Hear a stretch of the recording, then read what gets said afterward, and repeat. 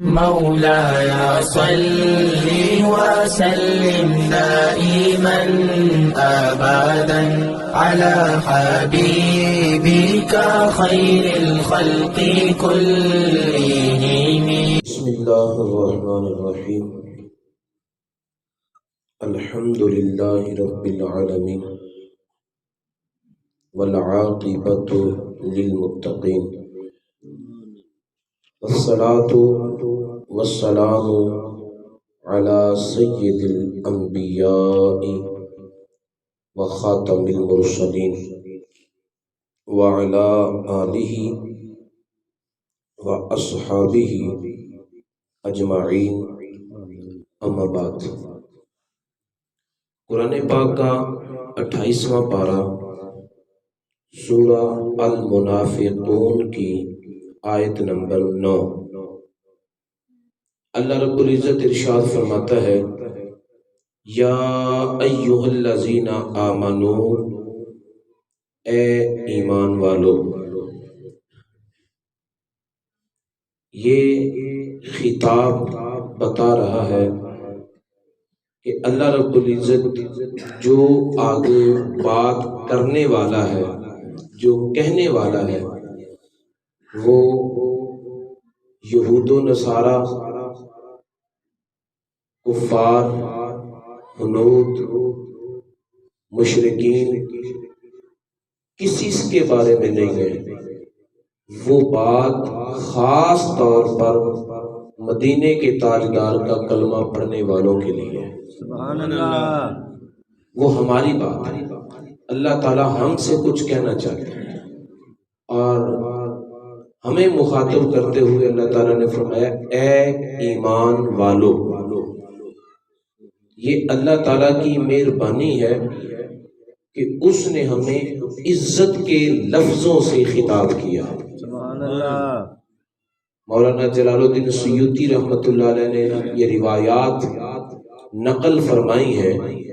مفسرین نے تفاسیر میں بھی لکھا ہے کہ پہلی قوموں کو جب اللہ تعالیٰ مخاطب کرتا تو فرماتا: یا ایھا المساکین، اے مسکینوں. ان کو یوں آواز دی جاتی جیسے ہم پنجابی میں کہتے ہیں شو دیو، تو عربی میں کہتے ہیں یا ایھا المساکین. ان کو جب خطاب کیا تو ایسے لفظوں سے کیا، اور اللہ تعالی کا خطاب ہی عزت ہے. وہ جس لفظ سے بھی اپنے بندے کو خطاب کرے، بندے کے لیے عزت ہی ہے. لیکن اپنے محبوب کی امت کو مزید عزتوں سے نوازا اور فرمایا: اے ایمان والو. لا تلہکم اموالکم ولا اولادکم عن ذکر اللہ. اے ایمان والو، تمہارے مال اور تمہاری اولادیں تمہیں اللہ کے ذکر سے روک نہ سکیں. یہی دو بنیادی چیزیں ہیں جو بندے کو غفلت میں ڈالتی ہیں. ایک مال کی محبت، ایک اولاد کی فکر. تو اللہ تعالیٰ فرماتا ہے کہ مال کی محبت میں میری محبت کو بھول نہ جانا. میں نے تمہیں اپنے فضل اور اپنے کرم سے انسان بنایا. سبحان اللہ. اگر تمہیں کوئی جانور بنا دیا جاتا تم کیا کر لیتے؟ انسان بننے سے پہلے تم نے کوئی اللہ تعالیٰ کی 100 سال عبادت کی ہے جس کے صلے میں اللہ تعالیٰ نے تمہیں انسان بنا دیا. اور جو کتے ہیں، خنزیر ہیں، گدھے ہیں، انہوں نے کوئی 2 سال اللہ تعالیٰ کی نافرمانیاں کی ہیں جس کی وجہ سے اللہ نے انہیں یہ بنا دیا. یہ سارے فیصلے اس کی اپنی مرضی کے ہیں. اس نے اپنے ارادے سے، اپنے فضل اور اپنے کرم سے تجھے کچھ اور نہیں بنایا. اشرف المخلوقات انسان بنایا، پھر سننے والا بنایا، پھر دیکھنے والا بنایا، پھر چلنے کے لیے پاؤں دیے، پھر پکڑنے کے لیے ہاتھ دیے، پھر دیکھنے کے لیے آنکھیں دی۔ اس نے تجھے اتنا ساز و سامان دیا، اگر کسی کی آنکھیں چلی جائیں، وہ دنیا بھر کی دولت بھی خرچ کر لے تو یہ لے نہیں سکتا۔ اگر کانوں کی سماعت چلی جائے تو تیرے خزانے خالی ہو جائیں، لیکن تو یہ نعمت حاصل نہ کر سکے۔ اور جن کے پاؤں کٹ جاتے ہیں وہ قیمتی سے قیمتی پاؤں بنوا کر بھی لگوا لیں، لیکن جو رب نے پاؤں دیا ہے نا اس کا بدلہ نہیں ہو سکتا۔ تو رب تعالیٰ فرماتا ہے کہ اے میرے ایمان والے بندو، یہ ایمان والے کہہ کر اللہ تعالیٰ نے یہ بتلایا ہے کہ میں تم سے توقع رکھتا ہوں کہ تم بات ماننے والے ہو۔ ایمان والے وہی کہتے ہیں جو ماننے والے ہیں۔ ایمان والوں کہہ کر اللہ تعالیٰ نے تمہیں یہ عزت دی کہ تم وہ لوگ ہو جو بات ماننے والے ہو۔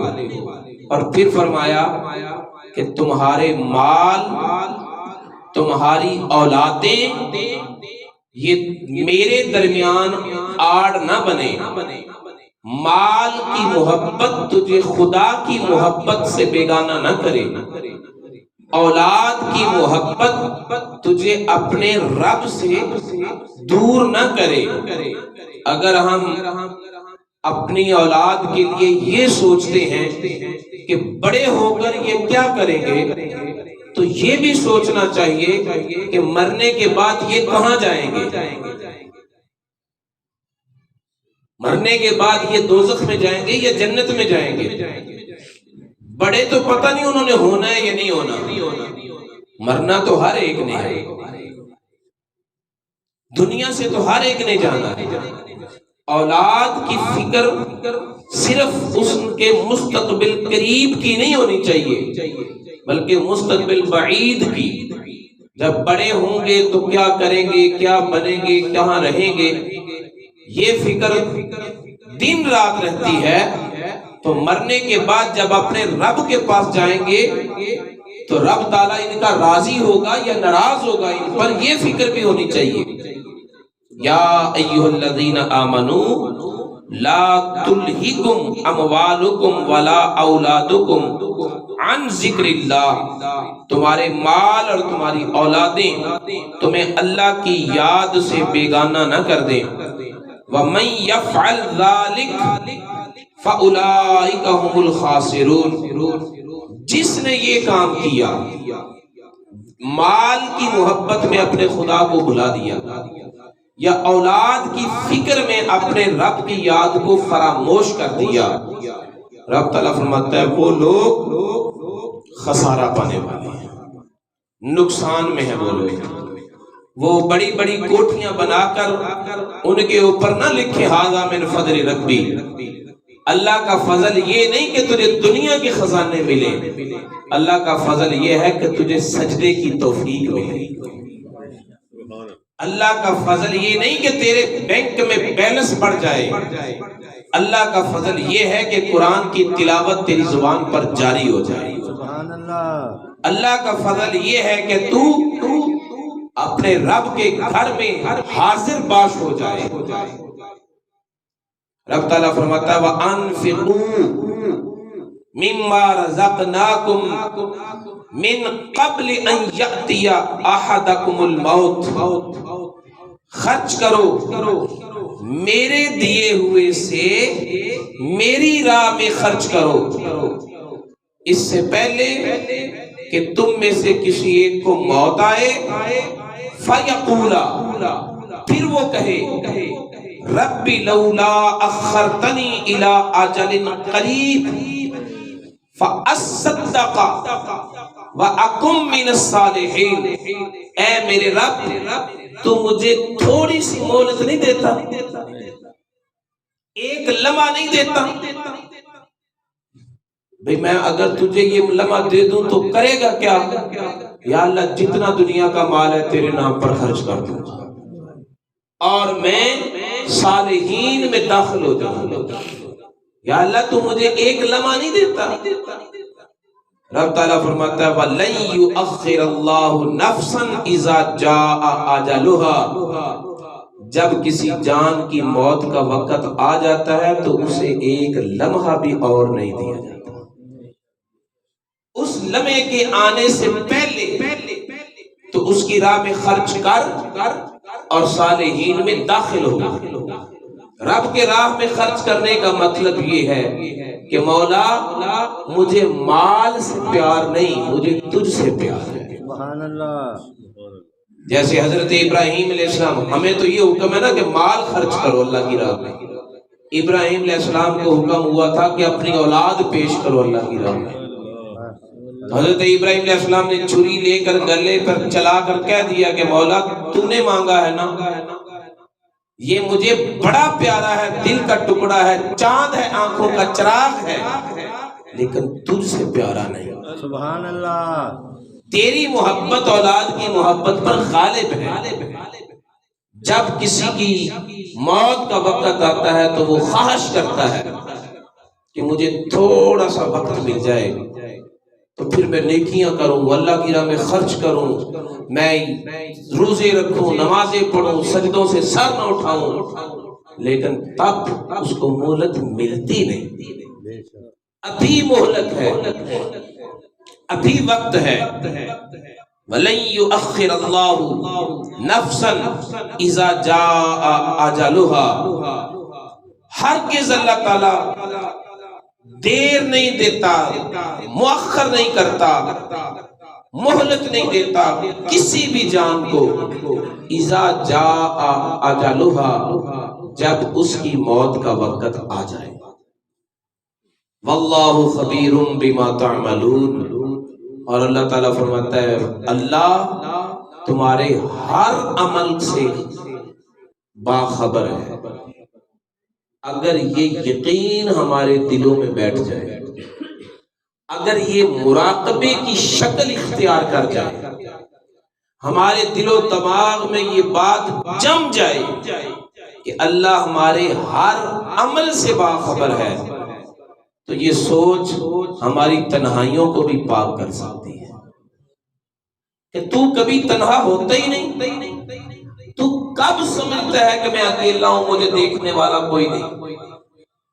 جب کوئی تجھے دیکھنے والا نہیں ہوتا اس وقت بھی تیرا رب تجھے دیکھ رہا ہوتا ہے. تیرے خدا کے نگران فرشتے وہ تجھے دیکھ رہے ہوتے ہیں. یہ قرآن پاک کی 3 آیات میں نے آپ کے سامنے رکھی ہیں. یہ قصے کہانیاں نہیں، یہ ادھر ادھر کی باتیں نہیں، یہ وہ باتیں ہیں جو تیرے رب نے تیرے سے کی ہیں. اگر تم ان کو بھی یاد نہ رکھو تو پھر پتہ نہیں وہ کون سی باتیں ہیں جو تمہارے ذہن میں رہنی چاہیے. ایک بندہ مومن کے دل و دماغ سے اس کے رب کے فرامین نکلنے نہیں چاہیے. اللہ رب العزت کی بارگاہ میں دعا ہے کہ وہ ہمیں قرآن سیکھنے، قرآن پر عمل کرنے، قرآن کے مطابق زندگی بسر کرنے کی توفیق عطا فرمائے. مولاي صل وسلم دائما أبدا على حبيبك خير الخلق كلهم.